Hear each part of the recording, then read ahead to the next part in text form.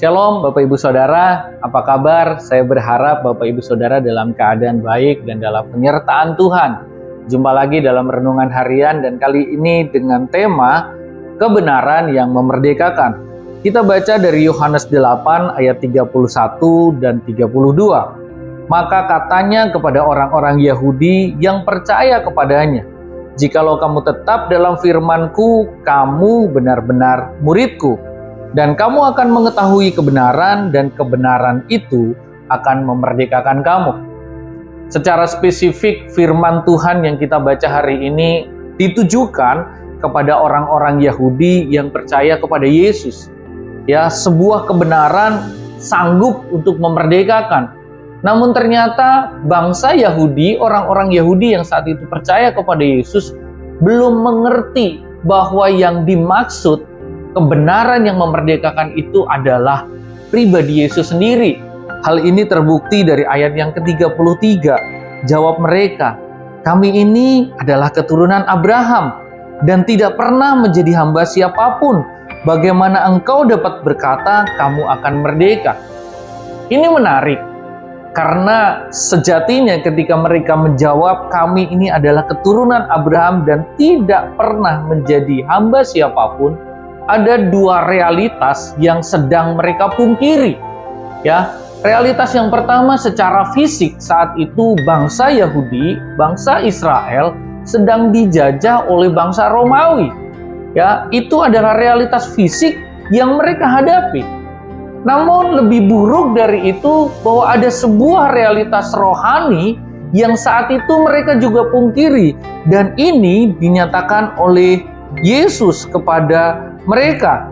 Ayat yang ke-34, kata Yesus kepada mereka, "Aku berkata kepadamu, sesungguhnya setiap orang yang berbuat dosa adalah hamba dosa." Ini adalah realitas rohani yang mereka pungkiri. Mereka tidak mau menyadari bahwa mereka telah berbuat dosa. Mereka tidak mau menyadari bahwa dosa itu memperbudak hidup mereka. Dosa itu menjadi tuan bagi mereka sehingga mereka menjadi hamba dosa. Tidak ada seorang pun yang ternyata lepas dari perbudakan dosa ini.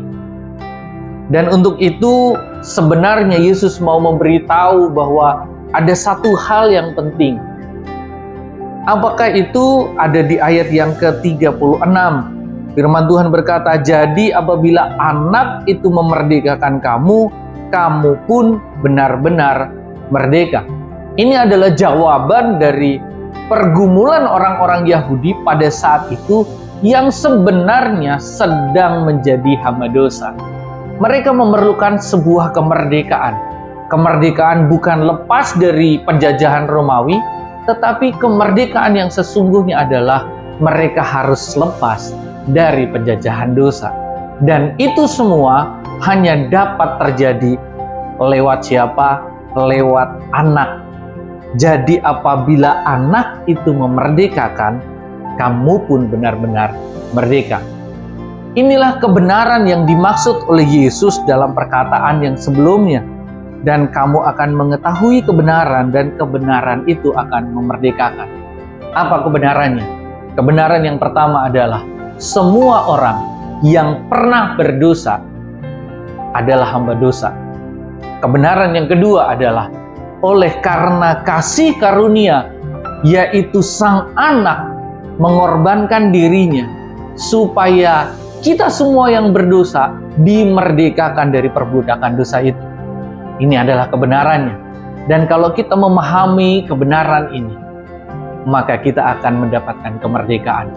Kemerdekaan yang bukan karena usaha kita, tetapi kemerdekaan yang karena kita percaya bahwa Yesus, Sang Anak Allah yang tunggal itu, telah menebus, membayar dosa kita, melunaskan semua hutang dosa kita, sehingga kita sekarang menjadi orang yang merdeka.